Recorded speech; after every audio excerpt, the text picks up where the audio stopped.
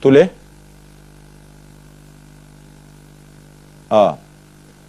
عايز برضو اقول لكل المذيعات في التلفزيون المصري ولكل المذيعين، جهزوا نفسكم. اللي ما هياش محجبة تعمل حسابها تتحجب، واللي مش مربي دقنه يبتدي يربي دقنه. كلكم يلا علشان ما اصل هيحصل عملية تطهير في التلفزيون، خلي بالكم. هيجي لكم ناس هيطهروا قناة النيل اللي كانت عمالة تتنطط دي. اول حاجة هتطهر فيها او هيطهروا ناس كتير فيها. فانا بقول للمذيعات بتوع قناه النيل كلهم يتحجبوا بسرعه علشان يقولوا مات الملك عاش الملك. المذيعين برضو نفس النظام، اغلبهم يربي دقنه. مذيعات القناه الاولى والثانيه وجميع قنوات التلفزيون، علشان ما حدش يطهركم يا اولاد، انتوا موظفين.